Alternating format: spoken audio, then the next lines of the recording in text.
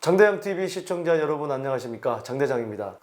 대선을 앞두고 있는 이 시점에서 재보궐선거 완패를 부동산 문제 때문이다, 지금 이렇게 여러 가지 해석을 하고 있는데, 그래서 뭐 재산세라든지 종부세라든지 여러 가지 세제를 또 대출을 더 해주는 부분, 이런 여러 가지 부동산과 관련된 정책을 수정을 해야 된다, 이런 얘기가 나오는데, 어떤 부분에서 처음에는 조금 더 우리 국민들의 어떤 세금 부담을 덜어주는 것 같은 느낌이 들었는데, 배가 산으로 가는 느낌이 점점 듭니다.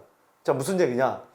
1세대 1주택자에게만 주어지는 장기보유 특별공제, 9억 이하는 비과세고 9억 초과가 장기보유 특별공제라고 해서 이제 10년 보유 40%, 10년 거주 40%. 그러니까 3년 차부터 4%씩, 3년 차가 12%니까 4%씩 다 축적이 되는 건데, 자, 이게 말입니다. 고가 주택을 오히려 줄여야 된다, 이런 얘기가 나오고 있습니다. 그러면은 이 금액이 어느 정도가 되고, 또 이렇게 됐을 때 부동산 시장에 어떤 영향을 미칠지, 거기에 대해서 한번 살펴보도록 하겠습니다.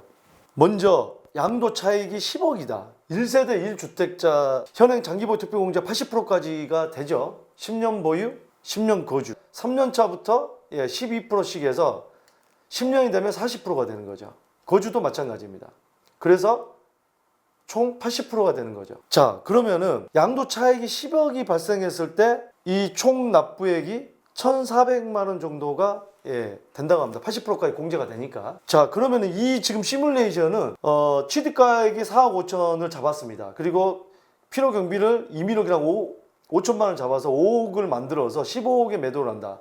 이런 경우의 케이스는 서울에서도 굉장히 많을 겁니다. 10년 전, 20년 전, 30년 전에 오래 거주하신 분들 계세요. 오래 거주하기 때문에 10년 이상부터 최대 80%까지 받을 수 있는 거 아닙니까? 그래서 이렇게 받을 수가 있는데, 이걸 60%를 줄인다, 뭐 40%를 줄이자, 지금 이런, 그러니까 양도 차익에 따라서 10억은 뭐 몇 퍼센트, 20억은 몇 퍼센트, 30억은 몇 퍼센트, 지금 이런 얘기가 나옵니다. 확정은 된 것이 아니기 때문에. 그러면 장기보유 특별공제를 80이 아닌 60%만 한다고 했을 때 얼마 됩니까? 4,400 정도 됩니다. 장기보유 특별공제를 40%까지 낮추면은 7,700만 원이 됩니다. 그래서 한번 비교를 해보자면, 양도 차익이 10억일 때 현행 양도세를 1,400만 원 내는 게 60%가 되면 3,000만 원을 더 내고요. 40%가 되면은 6,300만 원을 더 내기 때문에 현행보다는 거의 4.5배가 더 많아지는 꼴이 됩니다. 40%까지 됐을 때. 자, 그러면은 양도차익이 20억일 때 어떻게 되는지 보겠습니다.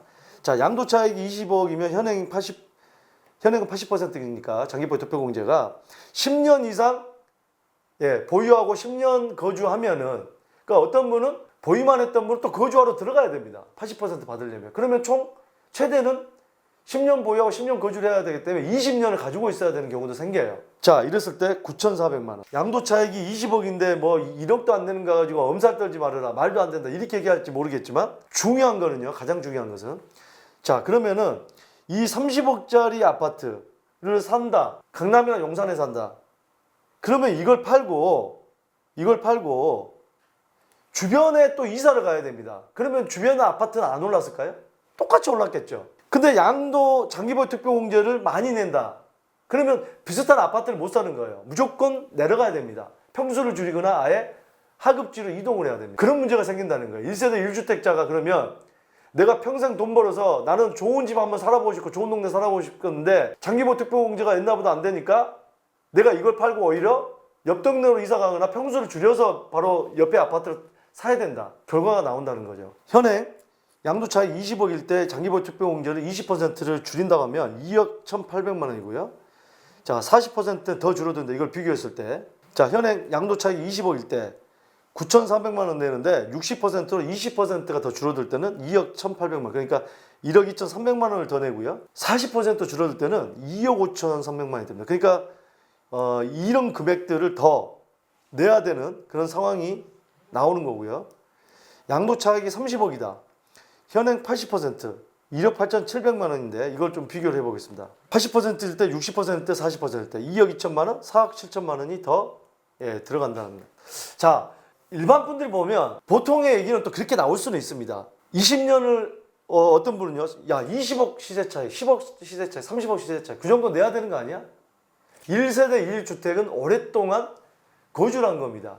아주 적게는 10년 보유, 10년 거주를 한 거고요. 많게는 20년 보유, 30년 보유도 나올 수 있어요. 거주 조건 10년이 추가되기 때문에. 그러면 장기적으로 20년, 30년 가지고 있는 주택도 내가 그 동네에서 평생 살았던, 거의 반평생 살았던 동네인데 이걸 팔고서 그러면 세금을 내고 우리가 이제 은퇴를 하다 보면 돈 1억, 2억 굉장히 큽니다. 강남에서도요. 네, 평생 직장만 다니고 집 한 채가 전부인 분도 많아요. 모든 걸 끌어모아서 대출 받고 집 한 채 사놓고 대출 이자 갚다 평생 보내신 분도 굉장히 많은데 결국에는 이사도 마음대로 못 가는 거죠. 이사를 가려면 안 좋은 여건으로, 환경으로 이사를 가야 된다는 그런 결과가 나옵니다. 자, 그래서 과연 제가 늘 강조를 하지만 1세대 1주택자에 대한 세금 완화는커녕 어쨌든 간에 비싼 주택을 가지고 있는 사람을 때려서 어떤 서민의 표를 얻겠다는 그런 자꾸 둘러 나누는 정책이 이게 큰 문제라는 겁니다. 다주택자는 둘째치고요. 1세대 1주택자도 세금 완화하는 모양새를 보이다가 다시 강화를 한다. 일부는 완화시켜주고. 자, 이런 안이 지금 논의 중인데 어쨌든 1세대 1주택자에 여기에 해당되시는 분들은 과연 결과가 어떻게 날지 또 여러분들의 목소리를 적극적으로 내실 필요는 있다. 이 결정이 되기 전에 그런 말씀을 드리고 싶습니다. 매주 화요일 저녁 6시에 복잡한 부동산 시장에서 절세하는 방법, 살아남는 방법, 투자를 잘하는 방법 거기에 대해서 실시간 라이브로 여러분들을 만나 뵙고 있습니다. 매주 화요일 저녁 6시 여러분들의 많은 참여 부탁드리겠습니다. 감사합니다.